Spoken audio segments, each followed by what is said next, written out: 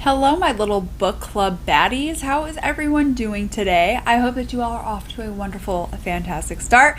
My name is Carrington. If this is your first time here, hi. Not your first time here, hey. How are you?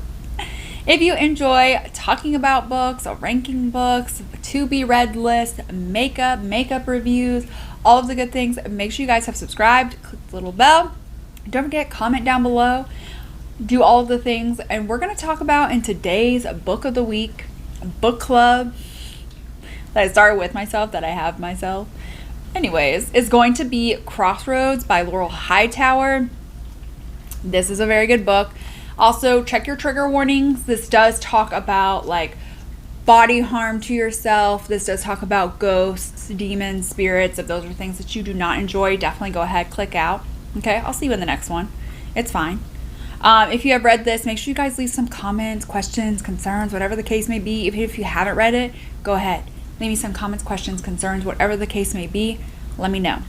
But let's go ahead, and we are going to be diving in to this book that I am so excited, that I found really good, that I didn't know if I was going to find really good, but I did. That makes sense. So let's go ahead and let's dive on in. So we have Chris as the mom, and unfortunately her son Trey did die tragically in a car accident. It was somehow up in a tree, and he died on impact there in the car. Chris, went to the funeral, and she just feels like at his gravesite where he was buried, she just doesn't feel him. She doesn't feel like that connection. So she goes and she put a cross like where that tree was, where he did die.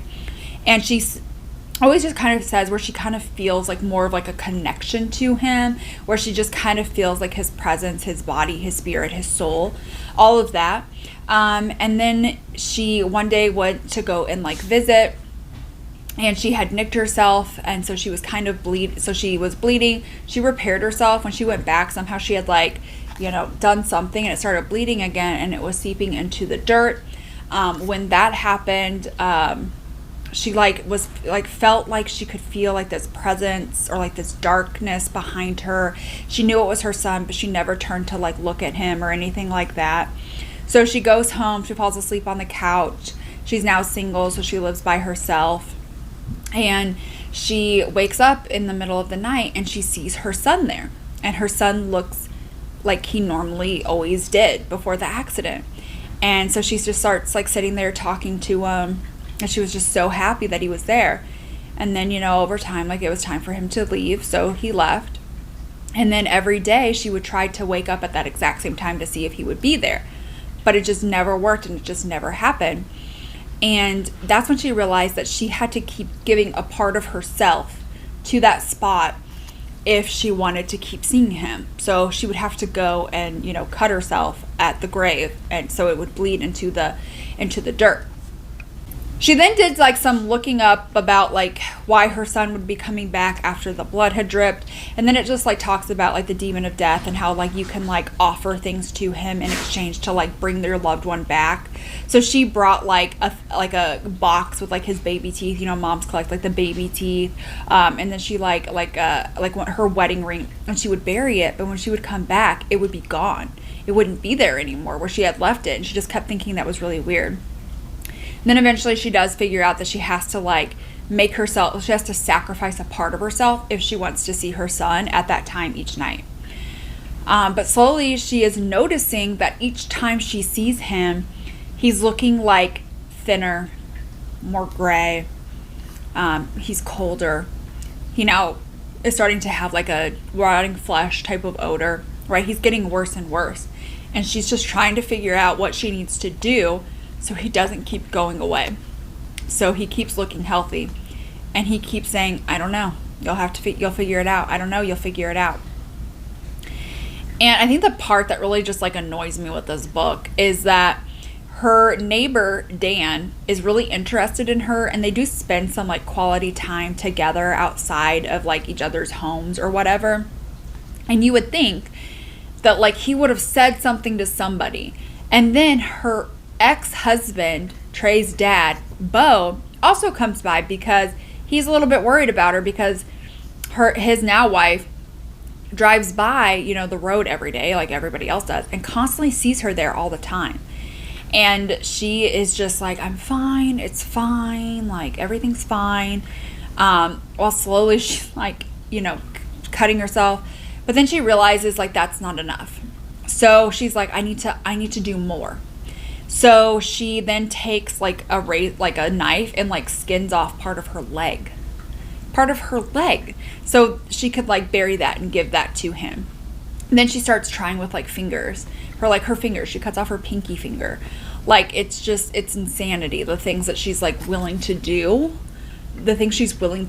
And then Dan is like starting to notice like these injuries, and he's like, something is just not making sense. Something's just not mathing here. But finally she shows up and she's just like, I just want to know if you'll take care of my cat, whose name is Penny Lane. She's like, I want to know if you'll take care of my cat. And he knows that like she's going to like herself, right? Like she's going to herself, and doesn't do or say anything to anybody. And the thing is he even says in the book, he's like, I know I should say something to somebody. Why aren't you saying anything to anyone? I need to know. Like, why aren't you saying anything to anyone? I don't get it. I don't understand. Why aren't you? Why aren't you saying anything to anyone? Like, come on. But anyways, so she goes there and she starts digging this giant hole. And she makes it to where once she's able to jump into this hole, she's able to drop all of the dirt onto her in like one swift movement, right? And so it just starts tumbling in. And then she starts noticing, like, at first she can kind of hear this weird sound, like the tree is talking. But then the earth, like the ground just like covers her up. But while that's happening, the tree, or that sound that she heard, is actually like somebody yelling, Mom, no! Like her dead son is like yelling that. And so then like the next day, like the police are there, they're doing like their investigative work, you know, trying to figure out like what happened, like what's going on, all of that. And then the police officer looks up in the tree and he notices this box. So he climbs up the tree, and that's when he noticed in this tree, there's that box with teeth in it. There's the wedding ring, and like the other, like, I think there's like 2 or 3 other items. Maybe one other item that she had like left there for him, right? As trying to make a sacrifice. So he saw that. So he was like climbing up there, and he was going to take these things out of the tree when like a dark, distorted figure like comes at him, and this dark distorted figure like comes at him, and he just like falls out of the tree. It's wild. It's wild, but basically it's this mom is just so obsessed with getting her son back, no matter what the cost, no matter what the price, no matter what she has to do for it. And she's willing to switch her life in order to bring her son back, or back to looking healthy. And although, you know, I am a mom myself, I don't feel like I would go to this extreme after they had passed away. If they were alive, if my kids were alive and needed something, you know, like both my kidneys, whatever the case may be, you know, that might be different. Like, what lengths would I go? But I don't know if I would necessarily go to those lengths to see my kid again after they've already passed away. But then I'm just kind of like, why didn't anybody else? You all were so concerned. Why didn't you do or say anything to anyone? Why didn't you get her any sort of like mental health treatment? Like, why didn't you let anyone know? Why didn't you make anyone aware? And I know, you know, Bo, the dad, was just kind of like, he doesn't really have like a tie or a connection to her really anymore. Like, Trey is dead. Like, that was their only child together. He's married. He has his own life, and he has other kids. And she's just like sitting there thinking like, you'll never understand because you have these other kids to live for. Like, I don't have any other kids to live for. Like, we didn't want to give them a sibling, but now I wish that we had given him a sibling, because maybe that would give me something to live for. Because like right now what I have, it's not bringing me joy. Like I don't have anything to live for without him. And I think that's like a really good point to draw on. But then another like thing that was brought up was Bo was just talking about how he sees Trey in his dreams. And Trey keeps trying to tell him that, you know, he has to warn her about something. And, you know, none of them, he's like, I have no idea why I have to warn you about something and why I keep having this dream. But then she asked him, what did he look like? And he said he looked like how he did when he was in the tree, when he had died. And she goes, well, that's not him. He wouldn't look like that. He doesn't look like that. And she just doesn't want to admit the fact that in death, if something looks perfect, that maybe that's not like a good being. I don't know, but then that also makes me think about death. Like, when we die, if there are ghosts, what do we look like? Do we look like do I look like this? Is this one gonna, like, if I died today, would my ghost look like this? Or if I died in a car wreck, or I died due to like a heart attack or something, am I going to look how I did when I died? Whether that be looking like this because I died of a heart attack and nothing else happened, or do I look like how I died in like a car accident? I don't know. Like, that's weird. But this was definitely really gripping. It was really emotional. It was a really gripping novel. It really gives you something to just like think about. You know, just like as a parent, like how far would you be willing to go to see your kid again and to see your kid in perfect form? And you know, like if you lost, like maybe I'm just thinking if I lost one of my kids, I'd still have my other kid. Would it be different if both of them had passed away, or I only had one child? Would I be willing to go through more hoops? I don't know. You know, I would like to say like I don't think so, you know, but I feel like everybody reacts differently. But I am just very, very, very mad at this book that like nobody did anything. There were so many people that were concerned about her, that were concerned about her health, and did nothing to help her. And that is just, I think that's like the bystander effect. Have you guys ever heard of that? The bystander effect?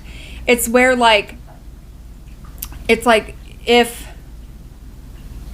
you go into a mall and you're yelling, help me, help me, help me, people are literally going to stand around and look at you because they think that somebody else is going to help you, that they don't have to help you, that somebody else is going to.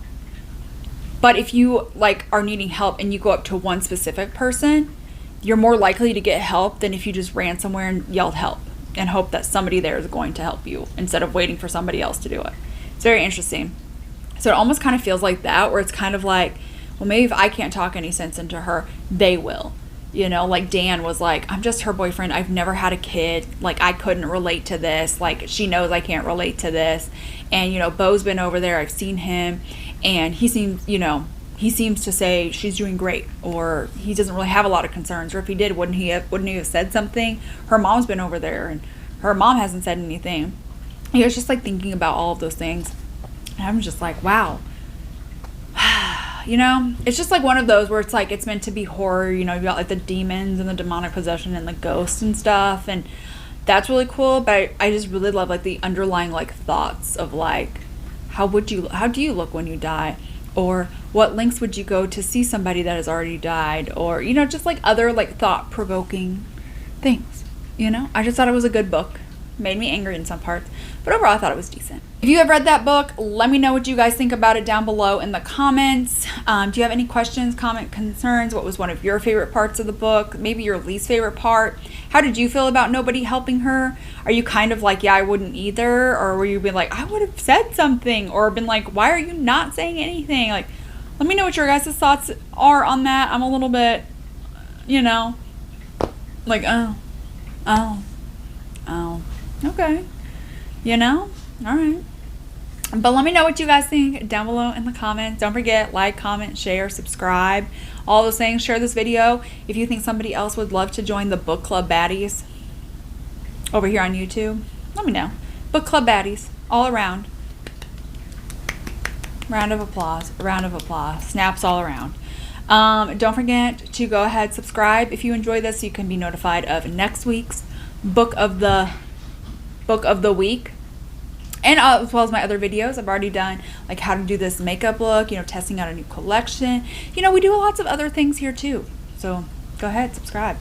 Give this video a thumbs up if you enjoyed, and I will see you all in my next one. Bye.